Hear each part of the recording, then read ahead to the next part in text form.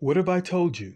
Siddhartha Gautama, more famously known as simply the Buddha, Zeno of Cyprus, and Diogenes of Sinope, famous Stoic and Cynic philosophers, as well as Jesus of the New Testament Bible, are all known for teaching a certain common principle.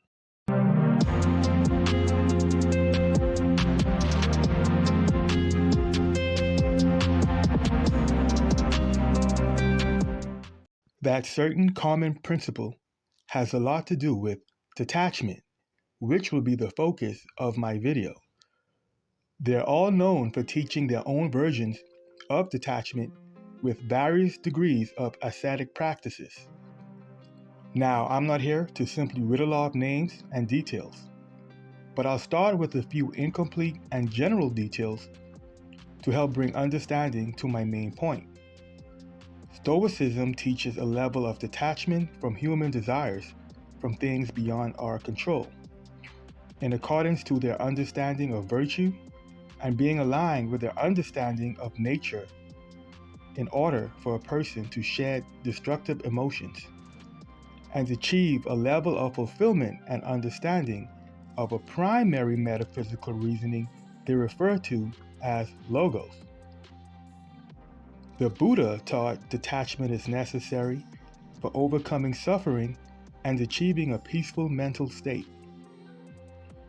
While this can be interpreted differently by different people as to whether this detachment is a non-participatory form from an illusionary world known as Maya, or simply detaching from the results of one's own well-meaning participatory efforts. Detachment is the prevailing theme nonetheless.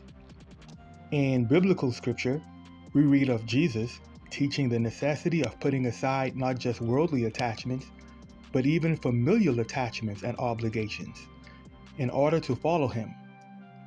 In replacement of worldly and family attachments, he teaches an attachment to God, which is mostly understood as the biblical God, but not necessarily if you're one with a more Gnostic view of Jesus or the teachings ascribed to him.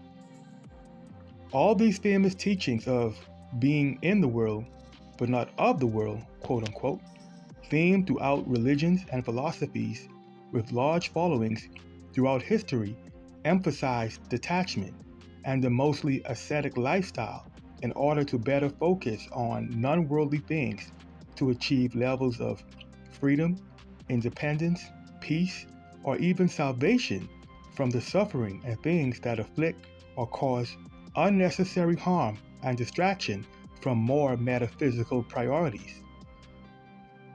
If we're in a world where everything is balanced and overall good, as some like to say, and everything was put in place and designed for our growth, fulfillment, and happiness, then why is detaching from this world so emphasized throughout these various teachings spanning cultures and transcending time itself?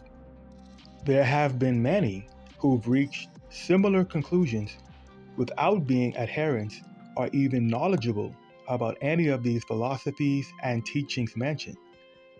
In Maslow's hierarchy pyramid, very few get to reach the self actualization level, quote unquote, at the top due to being in a constant state of survival mode, distracting from their time and focus.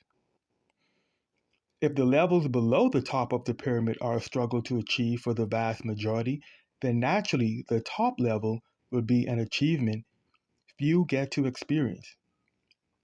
Siddhartha Buddha's experience at the top level of this hypothetical pyramid allowed him to gain perspective of the futility of common life goals and attachments he once held.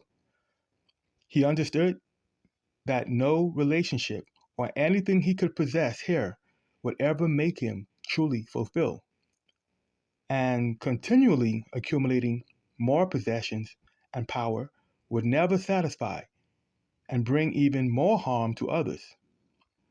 My rough analogy is having an engine designed for high octane gasoline, but you're filling it with low octane fuel because it's readily available. But no amount of low-octane fuel will ever satisfy the requirements needed for the engine to perform optimally and will even damage the engine in the process. With that said, achieving self-actualization at the top of the pyramid is not a necessity in order to realize the futility and harm one can subject themselves to when relying on relationships, beauty, stability, possessions, and achievements in order to experience an existence of happiness, peace, and fulfillment. In a world with entropy, conflict, and casualties out of our control, and even death itself, designed in the program of almost everything, one might reach the conclusion of realizing the folly in placing their worth and happiness in these things. Through their struggle to survive and satisfy basic emotional and physical needs, many find themselves having to develop coping mechanisms and outlooks. And in this process, some can realize the same thing as others who've lived a life at the top of the pyramid.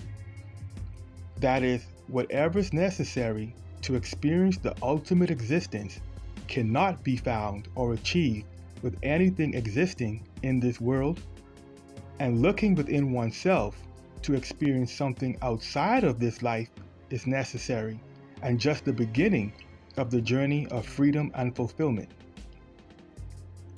And as flawed as humanity and the design of this world may be, anything intrinsically good or valuable can only come from what a soul who searched within to bring down what's without into this world.